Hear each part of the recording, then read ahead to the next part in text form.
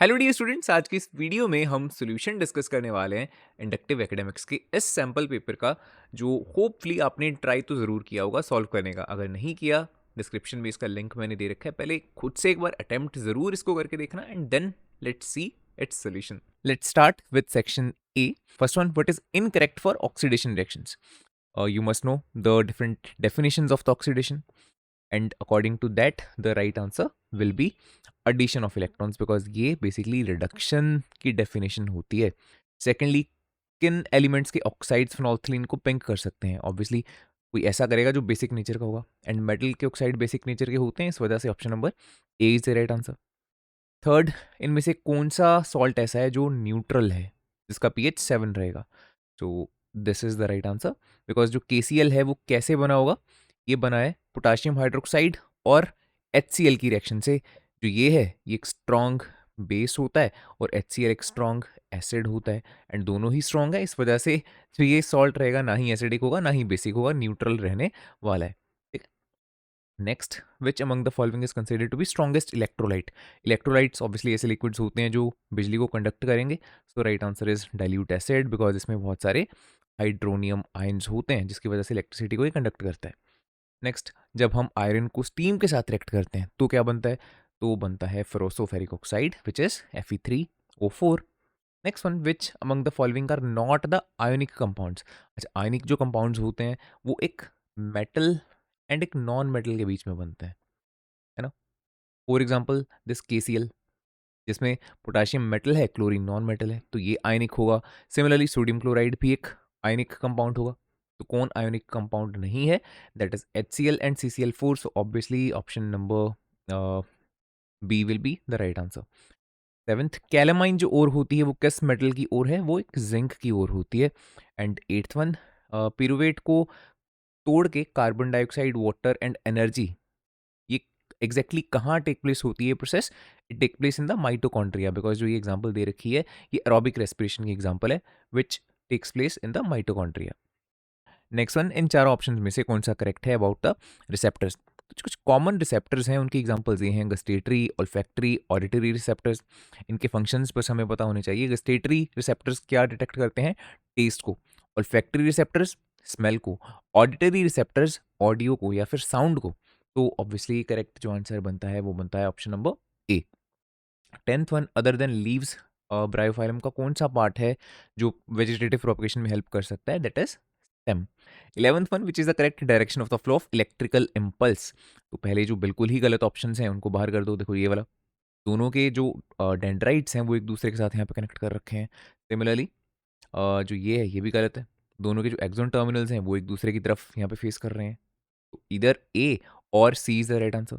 अब इस डायरेक्शन पे ज़रा गौर करो. जो डायरेक्शन होती है इलेक्ट्रिकल इम्पल्स की, वो होती है सेल बॉडी से पहले एक्सोन्स की तरफ, फिर वहाँ से एक्सोन टर्मिनल की तरफ, एंड देन वहाँ से दूसरे के डेंड्राइट्स की तरफ. That means this option number C is the right answer. First में क्या गलत है? जो एरोज लगा रखे हैं, अगर इन एरोज को ऐसे कर देंगे then option number A will be the right answer. But यहाँ पे जो ये डायरेक्शन है ये गलत है. नेक्स्ट वन, एक ऐसे ऑर्गेनिज्म की एग्जांपल देनी है जिसमें सेम मोड ऑफ न्यूट्रिशन है जैसे अमीबा में होता है. अमीबा में होता है होलोजोइक मोड ऑफ न्यूट्रिशन, और वैसा ही होता है वर्टिब्रेट्स में, फॉर एग्जांपल ह्यूमंस में. 13th, when the light travels from air to glass. इसको थोड़ा सा डायग्रामेटिकली देख लेते हैं. लेट्स से ग्लास की यहाँ पे स्लैब है और एयर से इस तरह से ग्लास में लाइट देखो एंटर कर रही है ना? अब कंपेयर आपको करने को बोला इंसिडेंस के एंगल को और रिफ्रैक्शन के एंगल को. अब लाइट बिकॉज यहाँ पे एक रेयर से डेंसर मीडियम में एंटर कर रही है तो टुवर्ड्स नॉर्मल बेंड होगी. वो ऐसे नहीं जाएगी, थोड़ा सा नॉर्मल के टुवर्ड्स बेंड हो जाएगी ऐसा. एंगल ऑफ इंसिडेंस ध्यान दो, ये वाला है angle I, and angle of refraction ये वाला है एंगल आर. एंड क्लियरली दिख रहा है कि एंगल आर जो है वो छोटा है एंगल आई से, राइट? तो हम क्या कहेंगे? इंसिडेंस का एंगल बड़ा होगा as compare to angle of refraction. Option A is the right answer. 14 question में पूछा है कि पेयरिंग कौन सी गलत है. तो देखो, सोलर फर्नेस में कॉनकेव मिरर ही यूज होता है, तो ये तो आंसर नहीं है. रियर व्यू मिरर में कॉन्वेक्स मिरर यूज होता है, ये भी आंसर नहीं है. मैग्नीफाइंग जो ग्लास होता है वो कॉन्वेक्स लेंस होता है, ये भी आंसर नहीं है. बिकॉज ये करेक्ट है, सारी पेयरिंग्स करेक्ट हैं, इस वजह से कौन सा ऑप्शन राइट हो जाने वाला है? नन ऑफ दीज, बिकॉज ये सारी पेयरिंग करेक्ट लिखी हुई है. 15th, which of the following are green house gases? तो let's see, carbon dioxide green house gas है, क्लोरीन ग्रीन हाउस गैस नहीं है. मीथेन ग्रीन हाउस है, oxygen but green house gas नहीं होती। Carbon dioxide, methane, nitrous oxide, water vapours, yes this answer is right, option number C is the right answer. And 16th, कितनी percentage solar radiation absorb करी जाती है by green plants for the photosynthesis, that is 1%। Now let's see the assertion and reasoning questions. 17th, anodizing is a method to prevent metal from corrosion, बिल्कुल correct statement है। Reason में लिखा है anodizing is a process of coating iron with the layer of zinc, ये तो galvanisation होती है, ये एनोडाइजिंग नहीं होती। एनोडाइजिंग में क्या होता है, हम एल्यूमिनियम के ऊपर किस चीज़ की कोटिंग चढ़ाते हैं, एल्यूमिनियम ऑक्साइड की, Al2O3 की, जो कि उसको फर्दर कोरोड होने से प्रिवेंट करती है। ठीक है, सो जो रीजन की स्टेटमेंट है ये इनकरेक्ट है, इस वजह से statement A is true but R is false, so option number C is the right answer. Next 18th, assertion में लिखा है vasectomy surgical method of the contraception, yes statement ही बिल्कुल करेक्ट है। एंड रीजन में लिखा है in vasectomy women's oviduct are tied, blocked और कट। एक्चुअल में जो ये वेस्केटॉमी है ये वुमेन के ऊपर नहीं, ये मेल के ऊपर की जाती है, इस वजह से जो ये स्टेटमेंट है ये भी गलत है, इस वजह से C option is the right answer. 19th जो है ये बिल्कुल डेफिनेशन लिख रखी है, देखो एलॉय की, बिल्कुल करेक्ट स्टेटमेंट है। एंड रीजन में लिखा है alloys are resistant to corrosion, बिल्कुल सही स्टेटमेंट है, but it is not the correct explanation of the assertion, so इस वजह से हम कहेंगे both are true but R is not the correct explanation, option number B is the right answer. 20th में बायोलॉजिकल मैग्निफिकेशन की proper definition ही लिख रखी है। एंड रीजन में लिखा हुआ है कि जो बायोलॉजिकल मैग्निफिकेशन है ये ऑर्गेनिजम्स को इफेक्ट करती है और खास तौर पे टर्शरी कंज्यूमर्स को इफेक्ट करती है, बिकॉज काफ़ी ऊपर उनका ट्रॉफिक लेवल है। तो स्टेटमेंट्स ये भी दोनों करेक्ट हैं, बट ये रीज़न भी कोई प्रॉपर एक्सप्लेनेशन नहीं है उस चीज़ की, तो इसमें भी option number B right answer हो जाएगा। Now let's start section B. The first question is, can a displacement reaction be a redox reaction? The answer is yes. Definitely जो displacement reaction है वो redox reaction भी हो सकती है। Explain with the help of example. चलो एक common सी हम एग्जांपल लेते हैं। आयरन की नेल को हमने डिप करा कॉपर सल्फेट के एक्वस सॉल्यूशन में, और यहाँ पे क्या बनता होता है, FeSO4 फेरस सल्फेट, और कॉपर यहाँ पे डिस्प्लेस हो जाता है। बहुत ही बेसिक सी इक्वेशन है। अब चार्जेस को देखते हैं इन अलग अलग स्पीसीज के ऊपर क्या चार्ज है। आयरन, यहाँ पे आयरन के ऊपर कौन सा चार्ज होगा, नेट चार्ज इज 0 बिकॉज ये एलिमेंटल फॉर्म में है। व्हाट अबाउट कॉपर सल्फेट, क्या यहाँ पर भी 0 चार्ज होगा? The answer is no. जो कॉपर है वो यहाँ पे अकेला कॉपर नहीं है, कॉपर 2 पॉजिटिव का कैटायन है, और जो सल्फेट होता है वो 2 नेगेटिव का अनायन है। इन दोनों के जुड़ने की वजह से ये कॉपर सल्फेट यहाँ पे बने, तो इसका मतलब कॉपर के ऊपर यहाँ पे है +2 का चार्ज, सल्फेट के ऊपर है -2 का चार्ज। सिमिलरली यहाँ पे आयरन सल्फेट है, सल्फेट के ऊपर तो -2 ही होता है, इट मीन्स यहाँ पे इसके ऊपर +2 का चार्ज रहेगा, और कॉपर यहाँ एलिमेंटल फॉर्म में है तो इसके ऊपर 0 चार्ज रहेगा। अब देखते हैं किसने चार्ज को गेन करा, किसने चार्ज को लूज करा। आयरन की चलो बात करते हैं। देखो आयरन के ऊपर यहाँ था 0 चार्ज, यहाँ अब आयरन के ऊपर है +2 का चार्ज, तो हम क्या कह सकते हैं कि इस आयरन ने इलेक्ट्रॉन्स को गेन करा होगा या लूज करा होगा? आयरन ने यहाँ पे इलेक्ट्रॉन्स को लूज करा होगा, इस वजह से इसके ऊपर पॉजिटिव चार्ज आया, लॉस ऑफ इलेक्ट्रॉन्स हुआ है यहाँ पे। और अगर कॉपर की बात करते हैं तो देखो फिलहाल इसके ऊपर था यहाँ पे +2 का चार्ज, लेकिन इधर जाके इसके ऊपर चार्ज कैसा हो गया, 0, इसका चार्ज कम हुआ है, तो इसका मतलब क्या है कि इसने इलेक्ट्रॉन्स को गेन करा होगा, तो यहाँ पे हुई है gain of electrons. Now you must know that gain of electrons and loss of electrons को ऑक्सीडेशन एंड रिडक्शन की टर्म्स में हम क्या कहते हैं। जो लॉस ऑफ इलेक्ट्रॉन्स होता है इसको हम बोलते हैं ऑक्सीडेशन, एंड जो गेन ऑफ इलेक्ट्रॉन्स है इसको हम बोलते हैं reduction. So that means in this reaction जो आयरन है उसकी ऑक्सीडेशन हो रही है, एंड जो कॉपर सल्फेट है उसकी रिडक्शन हो रही है। ऑल्दो हमने सिर्फ कॉपर का यहाँ पे चार्ज देखा है कि +2 से क्या हो गया, 0 हो गया, बट जब आपने रिडक्शन बोलना है तो पूरे इस कंपाउंड की ही हम बात करेंगे कि कॉपर सल्फेट की रिडक्शन हुई है यहाँ पे।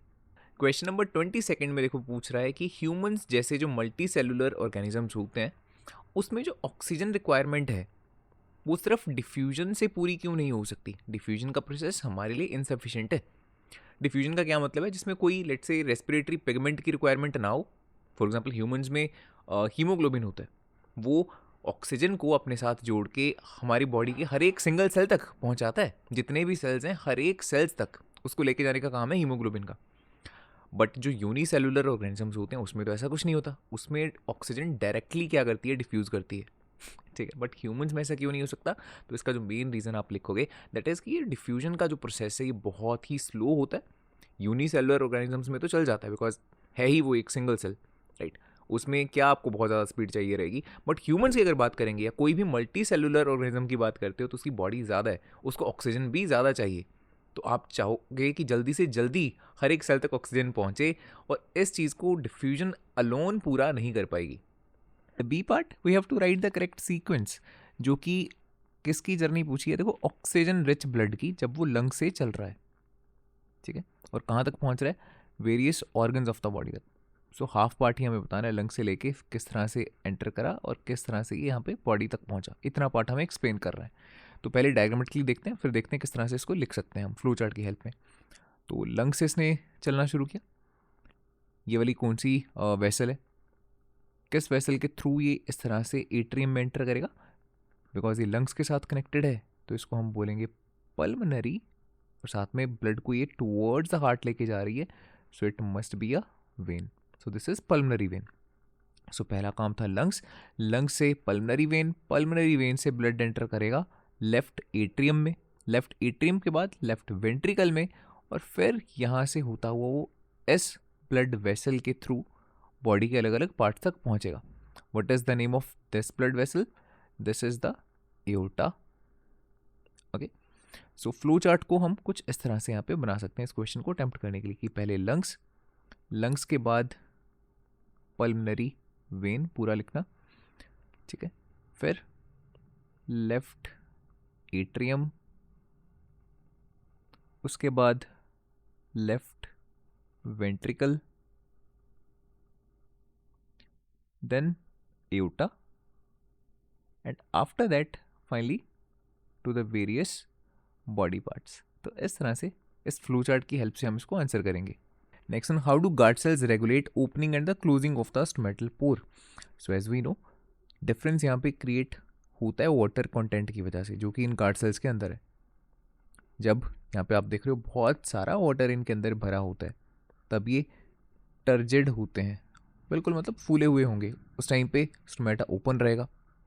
एंड लेट्स से जिस टाइम पानी इन सेल से बाहर निकल गया ड्यू टू एनी रीज़न, अब आप डायग्राम में देख रहे हो बहुत कम पानी है इनके अंदर, अब इनके अंदर का प्रेशर बहुत कम है, इस वजह से ये ढीले पड़ जाएंगे, फ्लैसिड हो जाते हैं, फ्लैसिड का मतलब ढीले, और उसकी वजह से ये स्टोमेटा बंद हो जाता है। इन वर्डिंग कुछ इस तरह से इसको आपने लिखना है। Opening and the closing of stomatal pore is regulated by the guard cells by increasing और decreasing the amount of water. जब वाटर एंटर करता है दे बिकम टर्जिड, तब वो ओपन होंगे, जब वाटर लीव करेगा बाहर निकलेगा तब वो फ्लैसिड होंगे, ढीले होंगे, एंड देन वो क्लोज हो जाएंगे। Next one, you have to draw the ray diagrams to show the formation of 3 times magnified, दो पार्ट्स हैं अब इसके, रियल इमेज और वर्चुअल इमेज। जो ये मैग्नीफाइड लिखा है ये दोनों के लिए वैलिड है, एक मैग्नीफाइड रियल इमेज और एक मैग्नीफाइड वर्चुअल इमेज, ठीक है, इस तरह से दो पार्ट्स हैं। एंड जो लेंस दे रखा है वो कॉन्वर्जिंग लेंस है, मतलब कॉन्वेक्स लेंस की यहाँ पे बात हो रही है। And you have to mark the position of optical centre F and 2F in the diagrams. तो पहले डायग्राम बनाने से पहले हम इस चीज़ के बारे में सोचते हैं कि कौन से डायग्राम की यहाँ पे बात हो रही है। एंड ऐसे क्वेश्चंस को ऑब्वियसली अटैम्प्ट करने के लिए ऑलरेडी आपकी प्रैक्टिस होनी चाहिए, सो दैट आप ड्रॉ करने से पहले इस चीज़ को सोच पाओ कि यहाँ पे डायग्राम बनाना कौन सा है। अगर हम स्टार्टिंग से इसके अलग अलग केसेस की बात कर लेते हैं जो कॉन्वेक्स लेंस रहता है, राइट, इसकी जो इमेज फॉर्मेशन है 6 केसेस अलग अलग आपको देखने को मिलते हैं, 6 में से 5 में आपके पास रियल इमेज ही बनती है। अब उनमें से कौन सा केस बनाना है वो यहाँ से पता लगेगा, 3 टाइम्स मैग्नीफाइड इमेज बन रही है। देखो अगर तो स्टार्टिंग से बात करें, जब जो केस रहता है जब ऑब्जेक्ट जो है वो कहाँ पे है, इन्फिनिटी पे, राइट, उस टाइम पे जो इमेज बनती है उसका साइज़ कैसा होता है, बिल्कुल छोटा सा पॉइंट साइज्ड, ऐसा ही है। फिर जैसे जैसे हम ऑब्जेक्ट को पास लेते आते हैं लेंस के, इमेज का साइज़ बड़ा होता रहता है। फॉर एग्जांपल इन्फिनिटी से इसको लाके हमने रख दिया बियॉन्ड 2F, तो साइज़ पॉइंट साइज से थोड़ा सा बड़ा हो जाता है, बट ऑब्जेक्ट से फिर भी जो छोटा होता है, सो हम ऐसा बोल सकते हैं डिमिनिश्ड साइज़ की इमेज बनती है। जब ऑब्जेक्ट को हम बिल्कुल 2F पे रख देते हैं फिर वो सेम साइज़ की इमेज बनती है ना। इनमें से तो कोई भी केस नहीं है बिकॉज यहाँ पे मैग्नीफाइड इमेज बनानी है, तो ना तो ये है, ना ऑप्शन ये है, ना ये वाला है। फिर बचते हैं दो ऑप्शंस रियल इमेज के लिए, that is between 2f and f, और जो फिफ्थ केस है that is exactly at f। Exactly at f वाला केस भी नहीं होगा, बिकॉज जब आप बिल्कुल फोकस पे रख देते हो ऑब्जेक्ट को, फिर तो बहुत ही ज़्यादा बड़े साइज की इमेज बनती है, हाईली एनलार्ज्ड, है ना, हाईली एनलार्ज। बट यहाँ पे हाईली एनलार्ज भी नहीं है, सिर्फ 3 टाइम्स मैग्नीफाइड इमेज बन रही है। दैट मीन्स हमें ये वाला केस डिस्कस करना है, यहाँ पे इसका डायग्राम बनाना है। सो this is enlarged image. Now let's see कि इसका डायग्राम कैसे बनेगा। फर्स्टली इस तरह से मार्किंग्स लगा लो, ऑब्जेक्ट अब f एंड 2f के बीच में है, तो ये हमने रख दिया यहाँ पे ऑब्जेक्ट। डायग्राम बनाते टाइम बस इस चीज़ का ज़रूर ध्यान रखना कि जो ये सारे डिस्टेंसेज हैं आपस में इक्वल होने चाहिए। लेट्स सपोज अगर 3 सेंटीमीटर है, then this must also be 3, ये भी 3 सेंटीमीटर और ये भी 3 centimetre. That is up to you कि एग्जैक्टली जो मार्किंग्स है कितने सेंटीमीटर्स की यहाँ पे रखनी है, 2 centimetre, 3, 4, 5, depending on how much space you have on the paper, but it must be equal. So देखो, फर्स्टली पहली रे ये हमने कंसिडर करी जो बिल्कुल पैरेलल आ रही है प्रिंसिपल एक्सिस के, आफ्टर रिफ्रैक्शन फोकस में से पास हो रही है। एंड लेट्स से ये एक दूसरी रे है जो ऑप्टिकल सेंटर में से निकल रही है और बिल्कुल अनडेविएटेड निकल रही है, बिल्कुल भी ये अपना पाथ से को चेंज नहीं कर रही। These are the 2 rules. अब इंटरसेक्शन जहाँ पे हो रही है वहाँ पे बनती है इमेज। सो देखो यहाँ पे कुछ इस तरह से इमेज को हम ड्रॉ कर देंगे, यहाँ पे फॉर्म हो रही है image, and as you can see this is an large image. ठीक है, ऑब्जेक्ट का साइज़ आप देखो और इमेज का साइज़ देखो, काफ़ी बड़ा है। तो ये हो गया फर्स्ट केस जो हमको ड्रॉ करने को बोला गया था, दैट इज़ रियल इमेज। जो वर्चुअल इमेज वाला है वो तो बहुत आसान है, बुक में से डायरेक्टली आप ड्रॉ कर लेना। जो लास्ट केस रहता है कॉन्वेक्स लेंस का, that is this one, because virtual image बनाता ही एक ही केस में है जो ये कॉन्वेक्स लेंस है। ठीक है, this is the diagram by the way which I am talking about. अच्छा, ये क्वेश्चन देखो, बहुत ही प्यारा क्वेश्चन है, बहुत इंटरेस्टिंग क्वेश्चन है, पहले ट्राई ज़रूर करना है इसको। ठीक है, एंड अगर ट्राई कर लिया then you want to check the solution, then let's see कि किस तरह से इसको सॉल्व कर सकते हैं। देखो 3 यहाँ पे हमारे पास स्लैब्स दे रखी हैं जो कि अलग अलग मटेरियल्स की बनी हुई हैं। We are not given any information about the medium कि कौन ग्लास है, आइस है, कैरोसिन है, कुछ भी ऐसा गिवन नहीं है। बट हमें ये देखो कुछ गिवन है डायग्रामेटिकली कि जो लाइट फॉल कर रही है ओब्लिकली कुछ इस तरह से, वो अलग अलग यहाँ पे एंगल ऑफ इंसिडेंस फॉर्म कर रही है तीनों केस में, I1, I2, I3। डायग्रामेटिकली भी दिख रहा है कि I3 सबसे ज़्यादा है, I2 से कम, I1 सबसे कम, राइट, वो हमें क्वेश्चन में गिवन भी है। एंड जो एंगल ऑफ रिफ्रैक्शन है ना, एंगल आर जो है वो सेम दे रखा है, यहाँ पे पढ़ो। जो एंगल ऑफ इंसिडेंस है वो डिफरेंट है, but angle of refraction is same in all the 3 blocks. तो हमें बताना क्या है यहाँ पे, that you have to compare the speed of light in the 3 blocks and you have to justify your answer. Although देख के इंट्यूटिवली भी आपको थोड़ा सा पता लगेगा, बिकॉज इसमें देखो लगभग लाइट सीधा निकल रही है, बहुत कम हद तक इसकी बेंडिंग हो रही है। तो कहने का मतलब देख के आप visualize up to certain extent कर पा रहे होगे कि यहाँ पे लाइट काफ़ी तेज़ी से निकल सकती है। फिर भी यहाँ पे ज़रा गौर करो, लाइट सीधा जाना चाह रही है बट इसने उसको रिफ्रैक्ट करके बेंड करके कितने एक्सटेंट तक उसका पाथ ही चेंज कर दिया, right. So up to certain extent you can visualize कि लाइट इसमें हो सकता है थोड़ा स्लो मूव हो रही होगी, बट हम ऐसा तो लिख नहीं सकते, हमें जस्टिफाई भी करना है आंसर। तो देखो हम यहाँ पे यूज़ करेंगे स्नेल्स लॉ को। ठीक है, और स्नेल्स लॉ को कैसे यूज़ करेंगे, देखो अगर मैं पहले मीडियम की बात करता हूँ तो इसका जो रिफ्रैक्टिव इंडेक्स होगा वो कितना होगा, sine I1 upon sine R। This is the Snell's law. Similarly second के लिए इसका जो रिफ्रैक्टिव इंडेक्स है वो कितना है, sine I2 by sine R। And इसका रिफ्रैक्टिव इंडेक्स कितना है, that is sine I3 divided by sine R। अब देखो बिकॉज हमें एंगल्स ऑफ इंसिडेंस का इस तरह से कुछ गिवन है कि I3 सबसे बड़ा है, I2 उससे छोटा एंड I1 सबसे छोटा।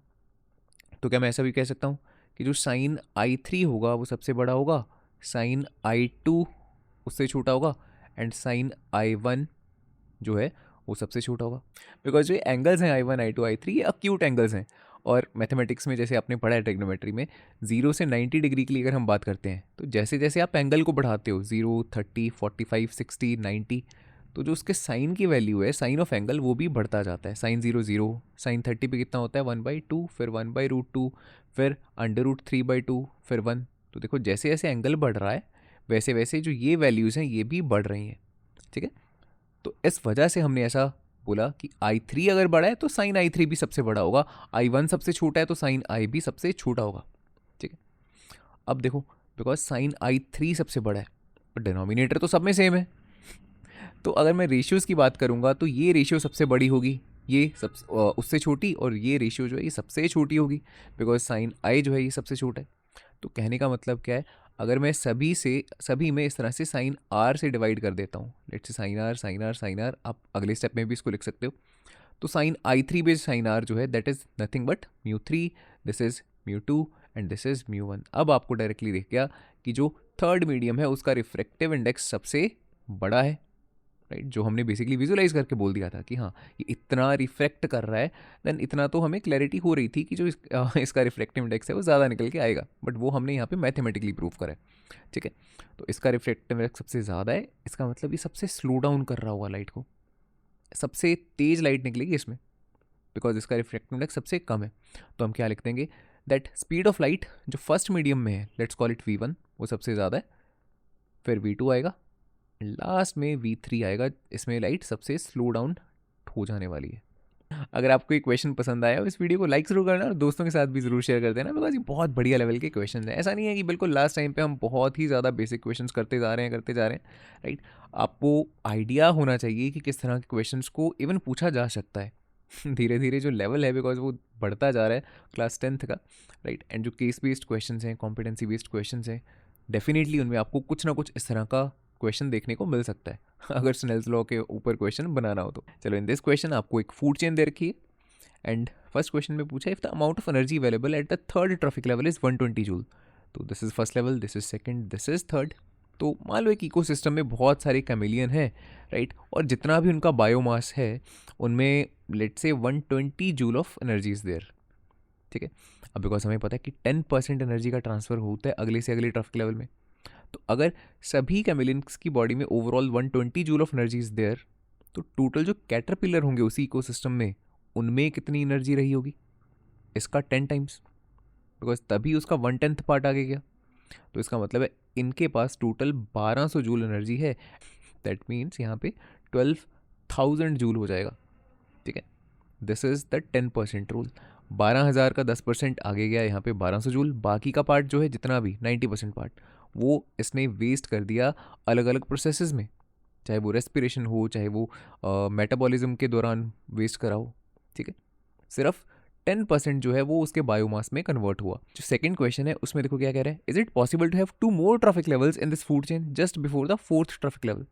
सो 4th ट्रॉफिक लेवल ये है, 5th ये है। वैसे जनरली सेइंग 3 से 4 ट्रॉफिक लेवल्स आपको देखने को मिलते होते हैं किसी फूड चेन में। चलो 5 यहाँ पे दिखा रखे हैं, because again it is not that straight forward कि ये सिर्फ इसी को खाएगा, ये सिर्फ इसी को खाएगा, ऐसा तो है नहीं, आपको फूड वेब्स देखने को मिलते हैं।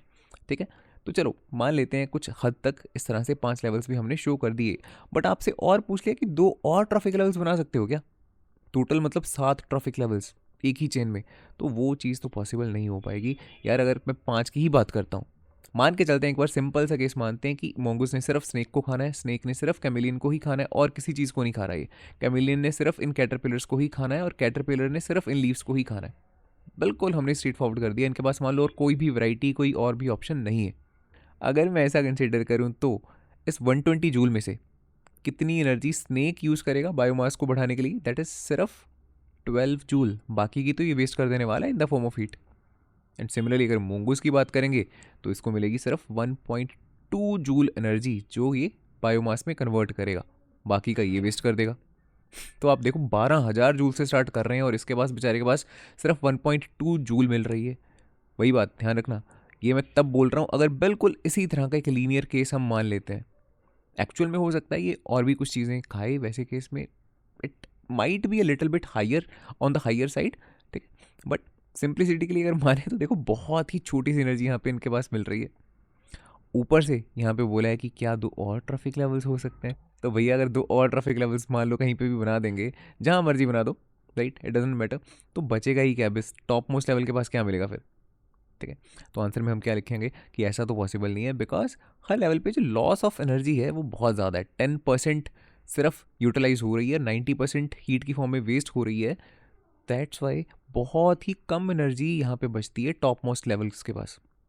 तो इस वजह से 2 और लेवल्स बनाने इम्पॉसिबल है। Now let's start 3 markers. The first question, teacher ने बच्चों को एक मेटल को आइडेंटिफाई करने को बोला और 3 उसने हिंट्स दिए। देखो फर्स्ट कि जो मेटल का ऑक्साइड है, लेट्स कॉल इट N, वो एसिड और बेस दोनों से रिएक्ट कर रहा है। Generally saying metal oxides basic होते हैं, बट इसका ऑक्साइड एसिड और बेस दोनों से रिएक्ट कर रहा है, इसका मतलब ये एम्फोटेरिक होगा। एम्फोटेरिक है तो देखो ये मेटल कौन सा हो सकता है, एल्यूमिनियम हो सकता है, बेरियम बोल रहा हूँ, बेरिलियम हो सकता है, जिंक हो सकता है, right, it might be something like this. और ऑप्शंस को देखते हैं। Second, the metal M does not react with hot और कोल्ड वाटर, बट स्टीम के साथ वो रिएक्ट कर रहा है, राइट, एल्यूमिनियम जैसा ये कुछ लग रहा है। और साथ में थर्ड जो ऑप्शन है, it can be extracted by electrolysis of bauxite ore, बिल्कुल क्लियर हो गया। दैट मीन्स ये बात जो हो रही है ये हो रही है एल्यूमिनियम की। जो ये तीनों हिंट्स हैं ये एल्यूमिनियम की ओर इशारा कर रहे हैं। That means identify the metal M, ये कौन है, एल्यूमिनियम, और जो उसका ऑक्साइड N है वो कौन है, Al2O3, right. Second, you have to write the chemical equations for the reaction of N, जो ये मेटल ऑक्साइड है, इसकी रिएक्शन एसिड और बेस के साथ। ये आसान पार्ट है। Al2O3 एसिड के साथ रिएक्ट करेगा तो देखो ये बेसिक नेचर शो करेगा, सॉल्ट एंड वाटर बनाएगा, पहले H2O लिख दिया, एंड जो सॉल्ट बनेगा यहाँ पे वो बनेगा AlCl3, एल्यूमिनियम क्लोराइड। सिमिलरली जब ये रिएक्ट करेगा बेस के साथ तो ये एसिडिक नेचर शो करेगा, फिर से सॉल्ट एंड वाटर ही बनाएगा। अब यहाँ पे सॉल्ट कौन सा बनता है, सोडियम एल्यूमिनेट NaAlO2, ठीक है। So these are the reactions. Third, what would happen if the metal M reacts with iron oxide. तो देखो मेटल M जो एल्यूमिनियम है, अगर ये आयरन ऑक्साइड से रिएक्ट करता है, Fe2O3 से रिएक्ट करता है, तो ये तो थर्माइट रिएक्शन वाली एग्जांपल है। तो आपके पास एल्यूमिनियम ऑक्साइड बनता है Al2O3, और यहाँ पे आयरन यहाँ पे डिस्प्लेस हो जाने वाला है, जो कि फॉर्म होता है यहाँ पे मोल्टन स्टेट में, राइट। साथ में आप लिख सकते हो उनकी स्टेट्स, ये सॉलिड है, ये भी सॉलिड स्टेट में है, this is in the solid state, but this iron जो यहाँ पे प्रोड्यूस हुआ that is in the liquid form. अगला क्वेश्चन, इस टेबल में 3 अलग अलग सॉल्यूशंस को दिखा रखा है, उनका pH लिख रखा है। P का pH 1 है मतलब ये एसिडिक है, Q 7 तो ये न्यूट्रल है, R का 14 है तो ये बेसिक है। फर्स्ट में पूछा है which of these solutions could possibly react with the zinc metal to produce hydrogen. तो देखो मेटल्स एसिड के साथ रिएक्ट करके तो हाइड्रोजन डिस्प्लेस करते ही हैं, वो तो हमें पता ही है। तो एक तो P जो सॉल्यूशन है वो तो डेफिनेटली होने वाला है P, और जो जिंक मेटल है वो क्या करेगा, एम्फोटेरिक नेचर का है ना ये, तो साथ ही साथ ये बेस के साथ भी रिएक्ट कर जाता है। सोडियम हाइड्रोक्साइड के साथ भी अगर आप इसको रिएक्ट करवाओगे करेगा, हाइड्रोजन को डिस्प्लेस करेगा, और साथ में सोडियम जिंकेट बनाएगा, Na2ZnO2 बनाएगा। तो इसके केस के लिए हम लिखेंगे answer both P and R, acid and base दोनों के साथ ही रिएक्ट कर जाने वाला है। Second, which of these solutions could be formed जब एक मेटल ऑक्साइड वाटर के साथ रिएक्ट करता है। तो मेटल ऑक्साइड्स जब वाटर के साथ रिएक्ट करते हैं तो मेटल हाइड्रोक्साइड बनाते हैं, जिनका नेचर कैसा होता है, बेसिक नेचर का होता है। इसका मतलब इसका आंसर क्या आ जाएगा, R ऐसा हो सकता है। फॉर एग्जांपल, चलो एग्जांपल के लिए सोडियम ऑक्साइड की बात कर लेते हैं, Na2, मेटल ऑक्साइड को वाटर के साथ रिएक्ट करवाना है आपने, तो आप देखो ये रिएक्ट करके क्या बना रहा है, सोडियम हाइड्रोक्साइड बना रहा है जो कि एक बेस है, ठीक है। इस वजह से उसका pH 14 होने वाला है, तो इसका मतलब सॉल्यूशन वो R हो जाएगा। अच्छा एग्जैक्टली 14 ही हो ऐसा ज़रूरी नहीं है, बट हमें आंसर इन तीनों में से देना है, दैट्स वाई 7 से बड़ा यही है, दैट्स से हमने इसको चूज़ करा, ठीक है। इस चीज़ का भी ध्यान रखना थोड़ा सा। चलो ये हो गया B। Third, which of these solutions could be raw material अगर हम इंडस्ट्रियल मैन्युफैक्चरिंग करना चाहते हैं क्लोरीन की। तो क्लोरीन के लिए जो क्लोरएल्कली प्रोसेस आप करते थे उसमें आपने देखा होगा ब्राइन सॉल्यूशन की इलेक्ट्रोलिसिस हम करते हैं, ब्राइन सॉल्यूशन। और जो ब्राइन सॉल्यूशन है वो किस चीज़ का सॉल्यूशन है, सोडियम क्लोराइड का एक्विस सॉल्यूशन है। एंड सोडियम क्लोराइड एक न्यूट्रल सॉल्ट है जिसका pH कैसा होता है, 7। सो इसमें हम क्या लिखेंगे, इसका आंसर जो सॉल्यूशन Q है, ठीक है। Question number 29, it is about placenta. In the first part you have to mention its two structural designs जो से हेल्प करते हैं, एम्ब्रियो को हेल्प करते हैं टू गेट द न्यूट्रिशन। सो देखो प्लेसेंटा की जैसे 2 साइड्स हैं, एक है द एम्ब्रियो साइड, एक है मदर साइड। तो आपको दोनों साइड्स पे एग्जैक्टली कैसा उसका डिज़ाइन है उसके बारे में बात करनी है। So you will answer the placenta contains villi on the embryo side and the placenta contains blood spaces on the mother side. ये दोनों चीज़ें किस चीज़ में हेल्प करेंगी, firstly for the transfer of the nutrients specifically glucose and the transfer of oxygen from the mother to the embryo. And the second part में आपसे पूछा गया है, is the placental tissue design for one way transport. क्या सिर्फ जो ये transports हो रहे हैं किसी भी चीज़ के मदर से एम्ब्रियो के बीच में ही होते हैं, उल्टा कुछ भी नहीं होता। विल से नो, ऐसा नहीं है। The placental tissue is not design for one way transport, actual में टू वे एक्सचेंज इसमें होता है। न्यूट्रिएंट्स एंड ऑक्सीजन के बारे में तो हमने देख लिया कि मदर की बॉडी से फीटस में पहुंच रहे हैं या एम्ब्रियो की तरफ पहुंच रहे हैं, बट साइमल्टेनियसली जो एम्ब्रियो या जो फीटस है कुछ वेस्ट प्रोडक्ट्स प्रोड्यूस कर रहा है, कार्बन डाइऑक्साइड प्रोड्यूस कर रहा है, राइट। ऐसी चीज़ों को या कुछ अदर वेस्ट प्रोडक्ट्स को एक्सक्रीट करने का या रिमूव करने का काम भी उस प्लेसेंटा के थ्रू ही होता है, ठीक है। दैट मीन्स प्लेसेंटा में जो ट्रांसपोर्ट हो रहा है that is not one way, it is actually a two way transport. Question number 30, एक रेड लाइट एंड एक वायलेट लाइट को आपने इंसिडेंट करवाया ऑन अ प्रिज्म। तो इसको डायग्रामेटिकली समझते हैं, अदरवाइज क्लैरिटी इसकी इतनी ज़्यादा नहीं होगी, ठीक है। This is one prism, this is another prism, let's say this is the red light and now let's draw the violet light.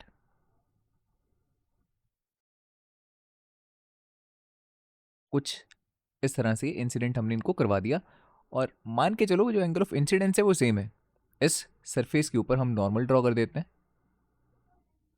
This is the normal, similarly this is the normal, this is angle I and similarly this is angle I. दोनों case में angle आई same है, ये question में आपको दे रखा है, same angle of incidence. उसके बाद एंगल ऑफ रिफ्रैक्शन अलग अलग है, R and V. Angle of refraction अलग अलग क्यों है? बिकॉज जो किसी भी मीडियम का रिफ्रैक्टिव इंडेक्स होता है वो अलग अलग कलर्स के लिए स्लाइटली डिफरेंट होता है। ज़्यादा किसके लिए होगा, रेड के लिए या वॉयलेट के लिए? वॉयलेट के लिए।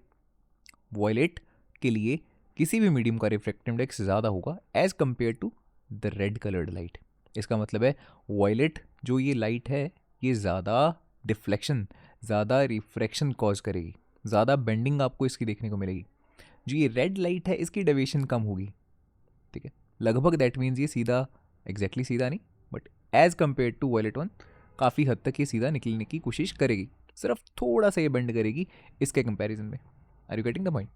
दैट मीन्स अगर हम रिफ्रैक्शन के बाद इनकी ट्रेजेक्टरी को देखेंगे कि प्रिज्म के अंदर कैसा ये पाथ लेके बाहर निकल रही हैं, तो इतना तो श्योर है, देखो बिकॉज ये एक रेयर से डेंसर मीडियम में एंटर कर रही हैं, सो टुवर्ड्स द नॉर्मल इनकी बेंडिंग होगी।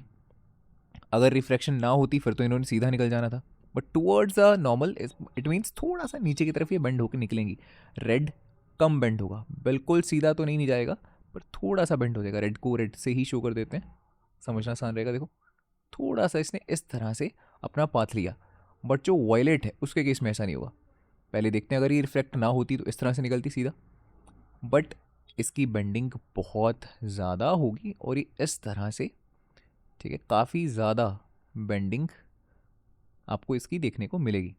वर्डिंग में किस तरह से लिख सकते हैं, the reflective index of the glass is different for different colours and since the violet light deviates the most and red light की डेविएशन सबसे कम होती है when passing through the glass या किसी भी मीडियम में से, राइट। स्पेसिफिकली अगर मैं रेयर से डेंसर मीडियम में जब लाइट एंटर कर रही है उस टाइम की बात कर रहा हूँ, the angle of refraction for the violet will be greater than the angle of refraction for red light. That means जो एंगल वी था वो बड़ा होगा as compare to angle R. 31 numerical है, एक नाइक्रोम की वायर है, उसकी रेजिस्टेंस बता रखी है 10 ohm. You have to find the resistance of another nichrome wire जिसकी जो लेंथ है वो इसके कंपैरिजन में 3 टाइम्स है, बट एरिया जो है वो 4 टाइम्स है। तो देखो पहली जो वायर है उसकी रेजिस्टेंस आपको बता दी 10 ओम, इसको हमने लिख दिया that is equals to rho L1 upon A1, because ये फर्स्ट वायर की रेजिस्टेंस है ओवरऑल।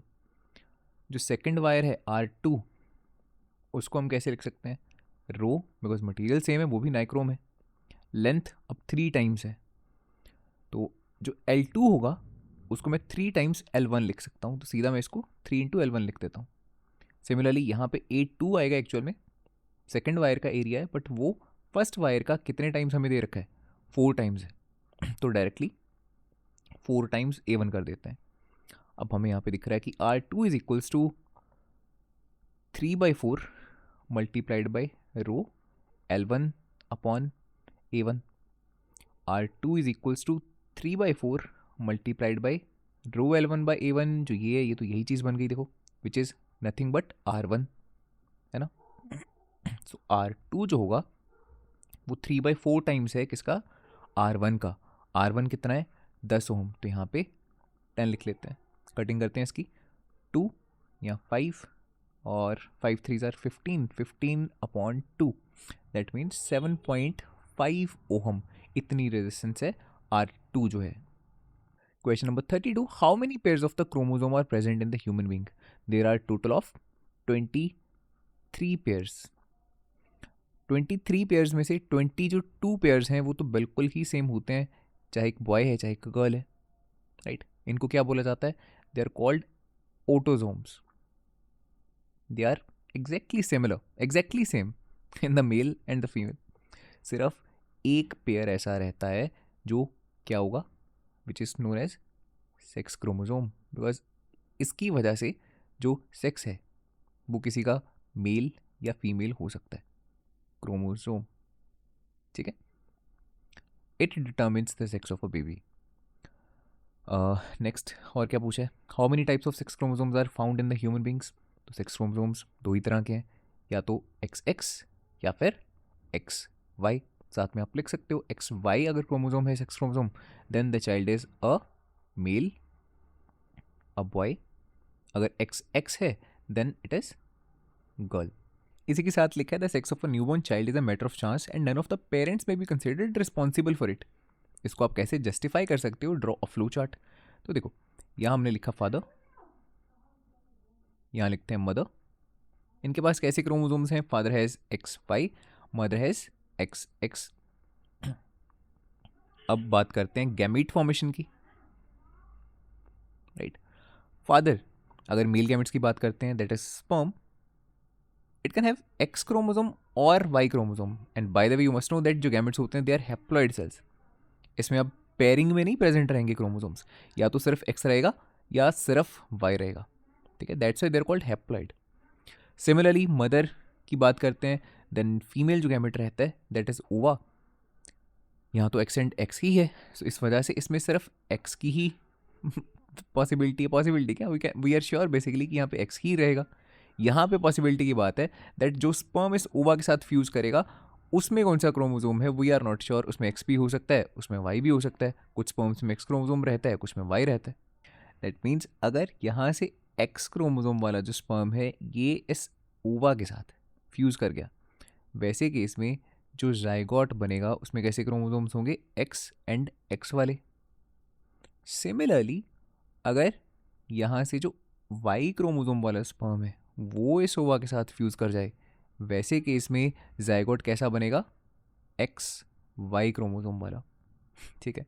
सो जो ऑफस्प्रिंग होगा, जो न्यूबॉर्न बेबी होगा वो कैसा होगा, अगर XX है उसकी बॉडी में then it will be a girl, and अगर XY क्रोमोजोम है then it will be a boy. Question number 33, state whether the alpha particle will experience any force in the magnetic field. जो alpha particles होते हैं वो positively charge particles होते हैं, आपको hint भी दे रखा है।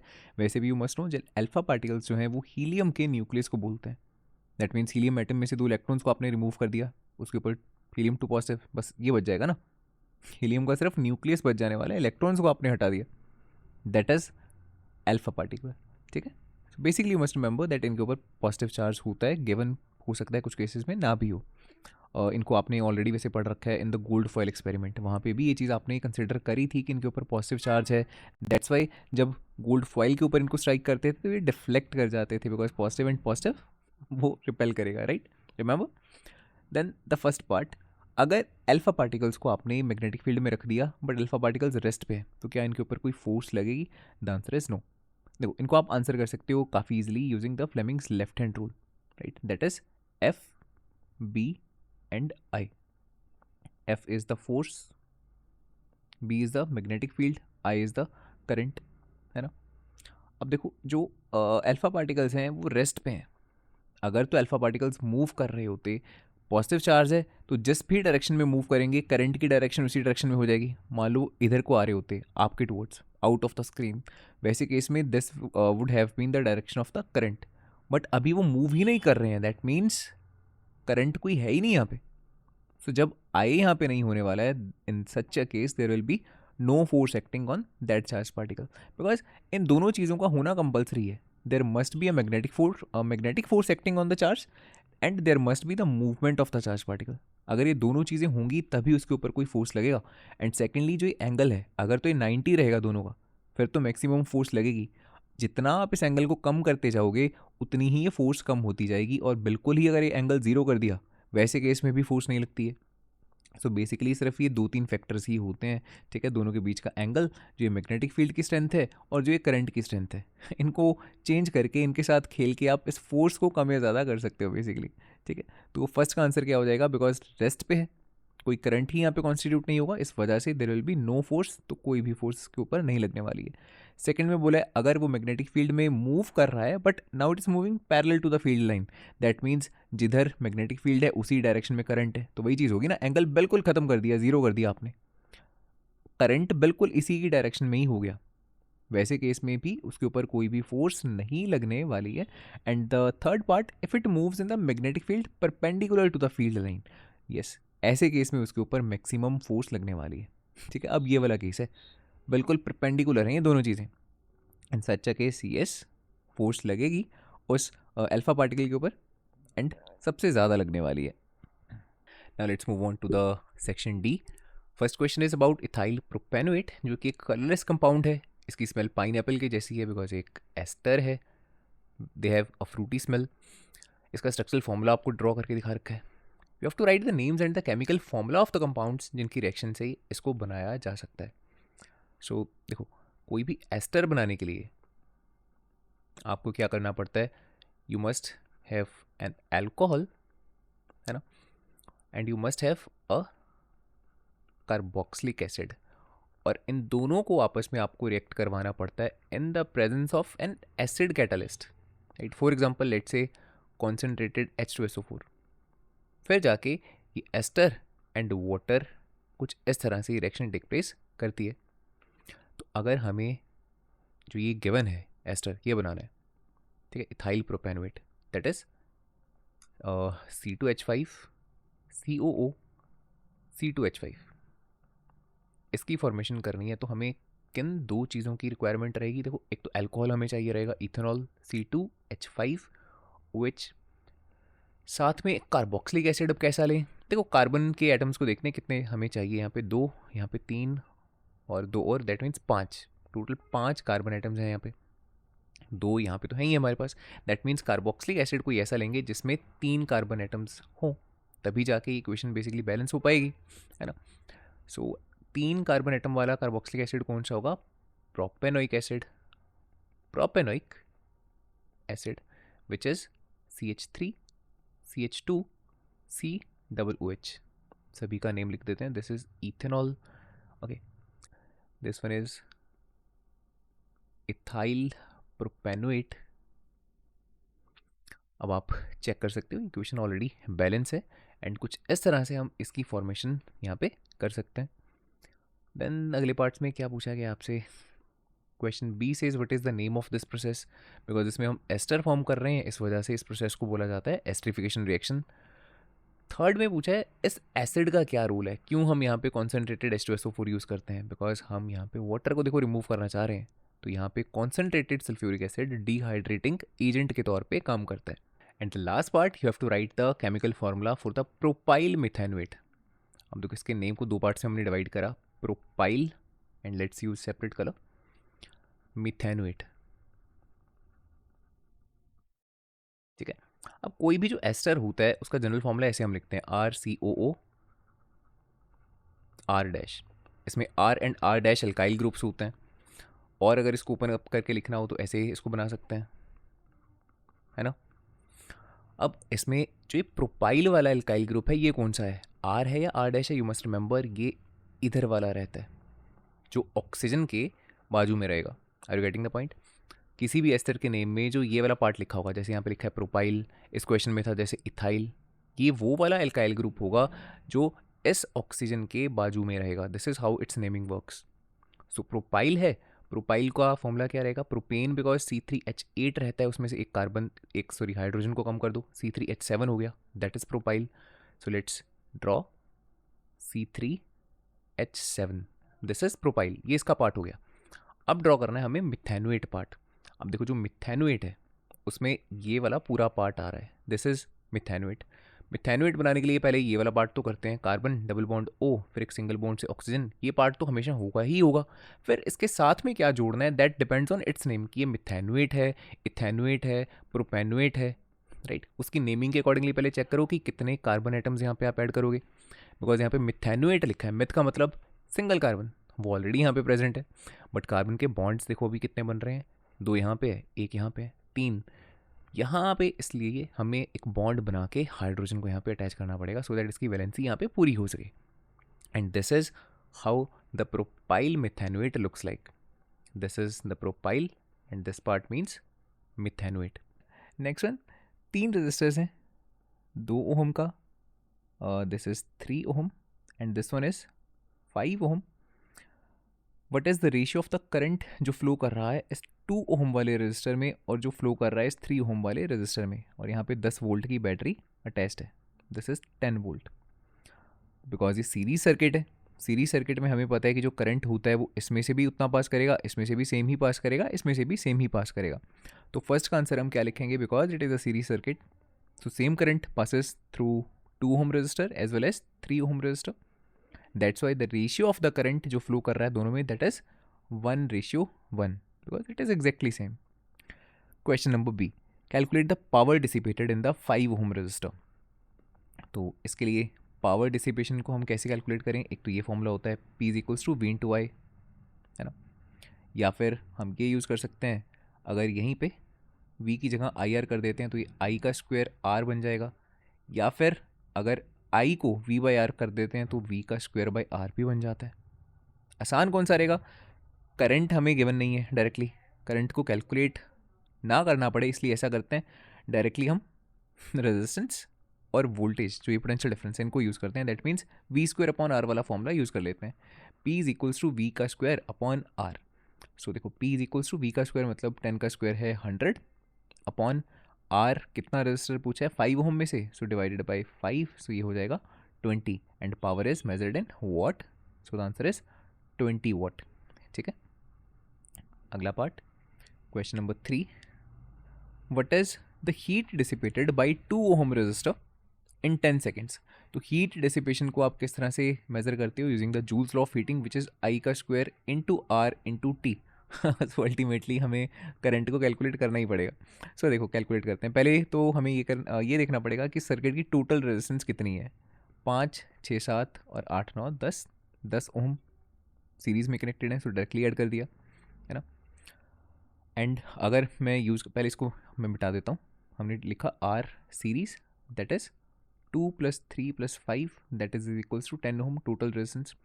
Then using V = I × R, इसको यूज़ करके मैं I फाइंड कर सकता हूँ V/R, जो कि कितना होगा 10 अपॉन टोटल रेजिस्टेंस भी 10 ओम है, तो 10 को 10 से डिवाइड करेंगे तो 1 आंसर आएगा, 1 ampere, that is the current 1 ampere का, दैट मीन्स यहाँ पे मूव कर रहा है इस पूरे सर्किट में से 1 एम्पेयर।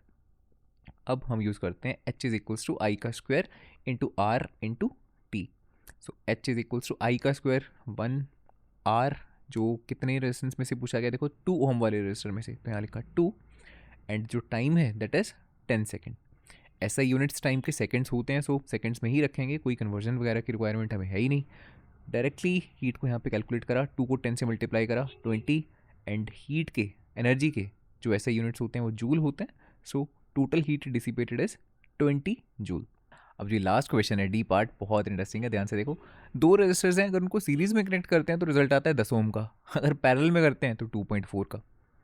अगर मान लो R1 R2 मान लेते हैं, अगर सीरीज में कनेक्ट करा तो आया 10 ओम, अगर पैरेलल में कनेक्ट करा 1/R1 + 1/R2 तो रिजल्ट कितना आ रहा है 2.4, तो 1/2.4। ठीक है, तो इंडिविजुअल रेजिस्टेंस कैलकुलेट करनी है आपको, R1 R2 बताने कितने हैं, कैसे कैलकुलेट करेंगे, देखो इसका एलसीएम लेते हैं, ये बनेगा R1 R2, ऊपर आ जाएगा इनका सम R1 + R2, इधर 1/2.4। अब रेसिप्रोकल कर लेते हैं दोनों साइड, यहाँ भी फ्लिप कर दो R1 R2 upon R1 + R2, और इधर भी ये हो जाएगा 2.4/1, तो सिंपली 2.4 ही लिख लेते हैं। एंड जो ये R1 प्लस R2 है ये तो हमें पता है 10 के इक्वल है, तो इसको हटा के मैं सिंपली 10 लिख सकता हूँ, एंड ये डिवाइड में इधर जाके मल्टीप्लाई हो जाएगा। सो R1 मल्टीप्लाइड बाई R2, दोनों का जो प्रोडक्ट है वो कितना निकल के आ जाएगा 24 ओम का, है ना। तो अब देखो हमें ये पता लग गया कि दो रेजिस्टर्स हैं, दोनों की रेजिस्टेंस का सम जो है वो 10 ओम है, एंड दोनों की रेजिस्टेंस का जो प्रोडक्ट है मल्टीप्लाई करने पे कितना आता है उनको 24। अब यहाँ से तो डायरेक्टली आपको दिख ही रहा है, राइट, कोई फर्दर कोई मैथमेटिक्स लगाने की ज़रूरत नहीं है, 2 मार्क्स का क्वेश्चन है, डायरेक्टली कॉमन सेंस लगाओ एंड आप बता दोगे कि अगर ऐड करने पे 10 आ रहा है, मल्टीप्लाई करने पे 24 आ रहा है। ऑल्दो ऐसे क्वेश्चंस आप मैथमेटिक्स में भी सॉल्व करते हो, यहाँ पे ऑल्दो कुछ ऐसा मत करने लग जाना कि एक्स का square minus S X plus P that is equals to 0, फिर आप यहाँ से इसको कैलकुलेट करने बैठ जाओ एक्स का square minus 10 X plus 24। Although ये सॉल्व हो जाएगा but we don't need to do this, ये मैथमेटिक्स नहीं कर रहे हैं हम, सिंपली हमें वैल्यूज़ फाइंड करनी है 2 मार्क्स के अकॉर्डिंगली। तो डायरेक्टली बोलेंगे कि ऐड करने पे 10 आ रहा है, मल्टीप्लाई करने पे 24 आ रहा है, सो 6 एंड 4, एक होगा 6 ओम्स का, दूसरा कितना होगा 4 ओम्स का। देखो दोनों का सम 10 है, दोनों को मल्टीप्लाई करने पे 24 आ रहा है, ठीक है। बस ये वैल्यूज आपकी दोनों इक्वेशंस को सेटिस्फाई करनी चाहिए and that's answer. The next question is about the nephron. First part में पूछा है you have to label ABCD। The A is glomerulus, B is PCT proximal convoluted tube, thus C is the renal vein and thus D is collecting duct। अगले part में पूछा गया है name the part of the nephron जहाँ पे selective reabsorption होती है, तो वो होती है यहाँ पे, and this PCT proximal convoluted tube. By the way convoluted means इस तरह से उलझी हुई, जो बहुत कॉम्प्लेक्स हो शेप में, है ना। अब इस प्रोसेस को ऐसा क्यों बोला जाता है सिलेक्टिव रीअब्जॉर्प्शन। सिलेक्टिव रीअब्जॉर्प्शन को पहले थोड़ा सा देखो समझ लेते हैं। जो हमारा ब्लड है उसमें ना एक तो यूरिया जैसी चीज़ें होती हैं बहुत, जो यूजलेस चीज़ है, टॉक्सिक चीज़ है, जिसको हम एक्सक्रीट आउट करना चाहते हैं in the form of urine, and काफ़ी सारी काम की चीज़ें भी होती हैं, न्यूट्रिएंट्स वगैरह, है ना, आपस में ये घुली हुई हैं देखो ब्लड में। तो फर्स्टली हम क्या चाहते हैं यहाँ पे ग्लोमेरुलस में कि ये फिल्टर आउट हो, यूरिया अलग हो जाए, न्यूट्रिएंट्स अलग हो जाएं, है ना। सेकेंडली फिल्टर आउट करके हम सिर्फ एक्सक्रीट आउट क्या करना चाहते हैं यूरिया को, and what about this nutrients, इनका क्या करेंगे, हम चाहते हैं कि ये न्यूट्रिएंट्स दोबारा से ब्लड स्ट्रीम में ही घुल जाएं, बॉडी इनको दोबारा से यूज़ कर ले। इस वजह से सिलेक्टिव रीअब्जॉर्प्शन का वर्ड हम यूज़ कर रहे हैं। सिलेक्टिव क्यों, बिकॉज हम इनको एब्जॉर्ब नहीं करना चाह रहे। क्या फ़ायदा अगर ग्लोमेरुलस ने अपना काम किया, सारा कुछ उसने अलग अलग किया और दोबारा से हमने इसको भी एब्जॉर्ब कर लिया, नहीं ना। हम सिर्फ न्यूट्रिएंट्स को या जो काम की चीज़ें हैं बेसिकली ब्लड में, उनको दोबारा से बॉडी में एब्जॉर्ब करना चाहते हैं फिल्ट्रेशन के बाद, that's why we call it selective reabsorption. In wording कुछ इस तरह से हम इसको लिख सकते हैं। And the C part, name the word which is related to the kidney in the same way जैसे वर्ड पल्मनरी रिलेटेड है to the lungs. So the answer will be, कौन सा वर्ड है ऐसा, द वर्ड रेनल। जैसे हम let's say pulmonary artery, pulmonary when use करते हैं फॉर द लंग्स, वैसे यहाँ पे भी वर्ड्स यूज़ होते हैं ना। The C part is the renal vein, the renal word is related to the kidney, the word pulmonary is related to lungs। चलो अब बढ़ते हैं केस बेस्ड क्वेश्चंस या कॉम्पिटेंसी बेस्ड क्वेश्चंस की तरफ। अब ये कुछ ऐसे क्वेश्चंस होते हैं जिनमें स्टूडेंट्स को डर लगता है due to some reason, but अगर कॉन्सेप्ट क्लैरिटी है तो इसमें भी कुछ बहुत अलग सा नहीं पूछ लिया जाएगा। बस ये थोड़ा सा हमें एक्स्ट्रा दिमाग यहाँ पे लगाना पड़ता है, थोड़ा सा सोचना ज़्यादा पड़ता है, दैट्स इट। Let's read. एक ओर है एक्स और वो कार्बोनेट है किसी एक मेटल का, ठीक है, और जब उस ओर को आप हीट कर रहे हो strongly in the absence of air, जब हम किसी चीज़ को एब्सेंस ऑफ एयर में हीट करते हैं, एब्सेंस ऑफ एयर, तो उस प्रोसेस को क्या बोलते हैं, दैट इज कॉल्ड कैल्सिनेशन, है ना। सो जब हम उस कार्बोनेट ओर की कैल्सिनेशन कर रहे हैं, इतना भी हमें क्लियर है कि जो कैल्सिनेशन है वो कार्बोनेट ओर की ही की जाती है। For the carbonate ores we use calcination. तो क्या हो रहा है इसके दौरान, it decomposes to form a oxide of the metal and a gas why. ऐसा ही होता है ना। फॉर एग्जाम्पल देखो जिंक की बात कर लेते हैं, उसकी सबसे कॉमन एग्जाम्पल है, बिकॉज जिंक के लिए हमने जिंक के कार्बोनेट से देखो स्टार्ट किया। उसने बोला ना एक और है जो कार्बोनेट है उस मेटल का, एंड इसको आप हीट कर रहे हो strongly in the absence of air. कोई ऑक्सीजन वगैरह यहाँ पे ही लिखने की जरूरत नहीं है बिकॉज एब्सेंस ऑफ एयर है। तो ये zinc oxide and carbon dioxide में ब्रेक डाउन हो जाएगा। दैट मीन्स ये गैस वाई है, ये कार्बन डाइऑक्साइड है, और इसी तरह से जो ऑक्साइड है, कुछ ना कुछ ऐसा मेटल ऑक्साइड हमारे पास फॉर्म हो रहा है। ऑल्दो हमें फ़िलहाल क्लैरिटी नहीं है कि वो मेटल कौन सा है, बट कुछ इस तरह की रिएक्शन होने वाली है. And the oxide is then reduced using a suitable reducing agent. उसके बाद ऐसे ही करते हैं, जैसे ये जिंक ऑक्साइड है, इसको फर्दर हम रिड्यूस करते हैं कार्बन की प्रेजेंस में, कोक की प्रेजेंस में फर्दर इसको हीट करते हैं, zinc metal and carbon monoxide form होती है ना. तो अब देखते हैं क्वेश्चन क्या है. पहला, what is the process of heating the ore in the absence of air. तो इसका आंसर क्या आ जाएगा, दिस इज कैल्सिनेशन.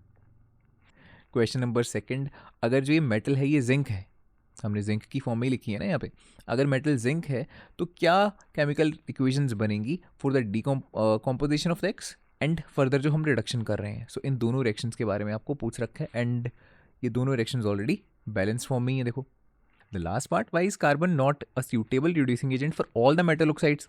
तो देखो यहाँ पे बात बेसिकली रिएक्टिविटी सीरीज की आ जाती है.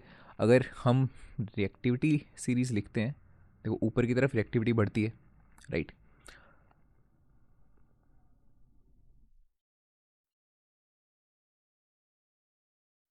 जस्ट जो ज़रूरी मेटल्स हैं उनको लिखते हैं, सिर्फ टॉप मोस्ट वाले कुछ जो हैं उनको लिखेंगे समझने के लिए.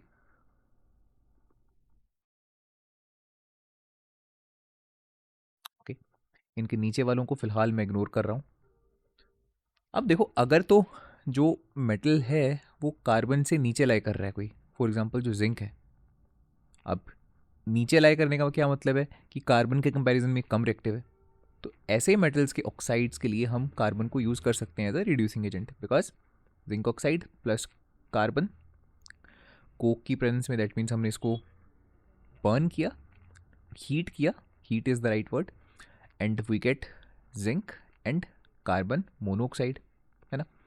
तो यहाँ पे तो ऐसा देखने को मिल सकता है बिकॉज कार्बन ज़्यादा रिएक्टिव है. बट अगर हम एल्यूमिनियम ऑक्साइड के साथ ऐसा करने की कोशिश करेंगे, Al2O3 प्लस कार्बन, क्या अब कार्बन एल्यूमिनियम को भी डिस्प्लेस कर देगा? The answer is no, because carbon aluminium के कंपैरिजन में कम रिएक्टिव है. ठीक है, दैट मीन्स इन सभी मेटल्स के लिए हम कार्बन को यूज़ नहीं कर सकते as a reducing agent. So in wording इसको कुछ हम इस तरह से लिख सकते हैं. Question number 38 is about the neuron. The first part, name the parts of the neuron which receive the information first. So that will be dendrites. And वो कौन सा पार्ट है जहाँ पे इलेक्ट्रिकल इम्पल्स कन्वर्ट होती है to the chemical impulse, that is the junction जहाँ पे दो न्यूरॉन्स मीट करते हैं, दैट इज कॉल्ड साइनेप्स. ठीक है. Second part, why is reflex action faster than a voluntary response. By chance मान लो आप किसी बहुत गर्म ऑब्जेक्ट को टच कर लेते हो, या मान लो बेयरफुट जा रहे हो कहीं पे नंगे पाँव, एंड बहुत कोई शार्प ऑब्जेक्ट, कोई कांच का टुकड़ा आपके पैर में चुभ जाता है, तो एकदम से आपका पैर जो है या आपका मान लो हैंड है जहाँ पे कोई गर्म ऑब्जेक्ट टच हुआ है, वो मूव करता है एकदम से. And that is not voluntary, that is not something कि आप जानबूझ के करते हो, है ना. दैट इज़ इनवॉलेंट्री रिस्पॉन्स, और वो एक रिफ्लेक्स एक्शन की ही एग्जाम्पल है. और वो बहुत फास्ट होता है बिकॉज ऐसे केस में जो इन्फॉर्मेशन है कि कुछ टच हो गया, कुछ बहुत ज़्यादा तीखा कुछ चुभ गया आपके, ये इन्फॉर्मेशन ब्रेन तक नहीं जाती है, ये जाती है स्पाइनल कॉर्ड में, और डायरेक्टली फिर आपको सिग्नल पहुंचता है कि उस मसल को खींच लेना चाहिए वापस, सो दैट और डैमेज ना हो सके. ठीक है. इस वजह से जो रिफ्लेक्स एक्शन होता है बहुत फास्ट होता है. वॉलेंट्री रिस्पॉन्स में तो ऑब्वियसली ब्रेन इन्वॉल्व रहता है, that's why it will take some time. And in wording आप इसको कुछ इस तरह से लिख सकते हो. ठीक है, that is the B part. C part, which part of the brain is responsible for regulating involuntary functions, for example the heart beat, for example the breathing. कौन कंट्रोल करता है इन चीज़ों को? That is medulla oblongata, that is the C part. And the D, which part of the brain is responsible for coordination and the balance, that is cerebellum. The last question, a ray of light passes through three transparent mediums, medium X, medium Y, medium Z. Refractive index X का दे रखा है with respect to Y, जो है 1.5, that means 3/2. और refractive index Y का भी आपको question में गिवन है विद रिस्पेक्ट टू Z 1.33, जिसको 4/3 लिख सकते हैं. एंड स्टूडेंट ऑब्जर्व कर रहा है कि लाइट किस तरह से बेंड कर रही है जब वो एक्स मीडियम से वाई में एंटर करेगी और वाई से जेड में एंटर करेगी. Now we have to answer these questions. देखो पहला, if the speed of light in medium Y, that is 2 × 10⁸ metre per second, तो speed of light medium X में कितनी होगी? तो इसको कैसे कैलकुलेट कर सकते हैं? देखो रिफ्रैक्टिव इंडेक्स एक्स का विद रिस्पेक्ट टू वाई, मैं इसको ऐसे लिख सकता हूँ कि रिफ्रैक्टिव इंडेक्स एक्स का अपॉन रिफ्रैक्टिव इंडेक्स वाई का। एंड इसका एक रिलेशन रहता है दैट अगर हमें रिफ्रैक्टिव इंडेक्सेस की रेशियो लिखी है इस तरह से, तो इसको मैं वेलोसिटीज़ की रेशियोज़ की फॉर्म में भी लिख सकता हूँ। बट यहाँ पे अगर x with respect to y है तो यहाँ पे y with respect to x हो जाता है ना। What is the reason? Because अगर जो रिफ्रैक्टिव इंडेक्स ज़्यादा होगा तो स्पीड कम होगी, ये दोनों चीज़ें इन्वर्स रिलेशन में होती हैं। दैट्स वाई अगर x न्यूमिनेटर में तो यहाँ पे डिनोमिनेटर में रहेगा। अब देखो जो ये चीज़ है ये तो it is nothing but this only 3/2। तो ये तो हमें पता है कि इसकी वैल्यू 3/2 है। एंड फर्दर मीडियम y में स्पीड हमें ऑलरेडी दे रखी है 2 × 10⁸ मीटर पर सेकेंड। तो यहाँ पे हम 2 × 10⁸ मीटर पर सेकेंड लिख देने वाले हैं। एंड यहाँ से आपके पास देखो वी एक्स की वैल्यू निकल आने वाली है। क्या करें, पहले क्रॉस मल्टीप्लाई कर लेते हैं। So 3 × V X that is 4 × 10⁸ metre per second. And जो वी एक्स है वो कितना हो जाएगा, देखो 4/3 into 10⁸ metre per second. That means 1.33 into 10⁸ meter per second. This is the answer. The B part, using the given refractive indices, calculate the refractive index of medium Z with respect to medium X. तो चलो सबसे पहले ऐसा करते हैं, जो ये values हमको गिवन है इनको थोड़ा ओपन अप करके ऐसे लिख लेते हैं, refractive index of X upon refractive index of Y। यही मतलब है बेसिकली इस चीज़ का। सिमिलरली यहाँ पे y का विद रिस्पेक्ट टू z है, सो इसको कैसे लिख सकते हैं, refractive index of y upon refractive index of z। ठीक है, अब हम क्या करते हैं, लेफ्ट साइड को लेफ्ट साइड से मल्टीप्लाई करते हैं एंड राइट हैंड साइड को राइट हैंड साइड से मल्टीप्लाई करते हैं। Let's see, refractive index of x upon refractive index of y multiplied by refractive index of y upon refractive index of z is equals to 3/2 multiplied by 4/3। ये तो 3 से 3 cut गया, यहाँ पे 2 × 2 2 × 4। And इस पार्ट से देखो ये वाला पार्ट कट रहा है, सेम है, refractive index of y cancel out. क्या बच गया, refractive index of x upon refractive index of z, ये तो इक्वल आ गया 2 के। हमें कैलकुलेट क्या करने को बोला है, refractive index of z with respect to x। But ये निकला क्या है, x with respect to z, मतलब इसका उल्टा चाहिए, रेसिप्रोकल हमें चाहिए, तो रेसिप्रोकल कर लेते हैं। ये तो 2/1 है ना, तो दोनों साइड हम रेसिप्रोकल करेंगे, सो दैट हमारे पास क्या आ जाएगा, refractive index of z upon refractive index of x that is 1/2, that means 0.5 and that is the answer. This is the refractive index of z medium with respect to x। ठीक है, medium z with respect to x, so 0.5। And obviously जो ये refractive index होता है एक unit less quantity होती है, इसकी कोई भी यूनिट्स नहीं होती हैं, बिकॉज ये दो वेलोसिटीज़ की रेशियो ही तो है। ठीक है, so hence it is unitless. Now let's see the C part, a ray of light travels from medium x to y।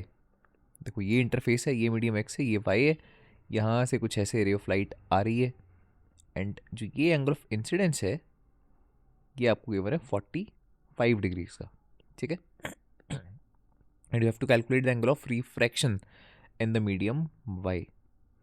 तो पहले अगर डायग्रामेटिकली सोचें कि लाइट बेंड किधर होगी, टुवर्ड्स द नॉर्मल या फिर अवे फ्रॉम द नॉर्मल, उसके लिए हमें पता होना चाहिए रेयर मीडियम कौन, डेंसर मीडियम कौन। यहाँ से सोचते हैं, mu x upon mu y ये 3/2 है, तो डायरेक्टली देखो आप इतना तो विजुलाइज कर पा रहे हो कि जो म्यू x है वो बड़ा होगा, म्यू y छोटा होगा, तभी जो ये वाला नंबर है ये 1 से बड़ा आ रहा है, ये 1.5 आ रहा है ना।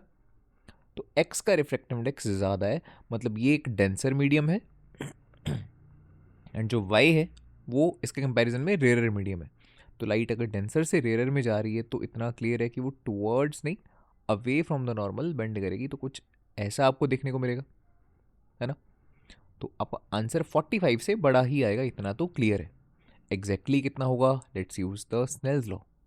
ठीक है, स्नेल्स लॉ क्या बोलता है, that sine I upon sine R, ये ऐसे लिख देते हैं, म्यू 1 साइन आई, पहला मीडियम है तो इसको म्यू एक्स ही लिख देते हैं।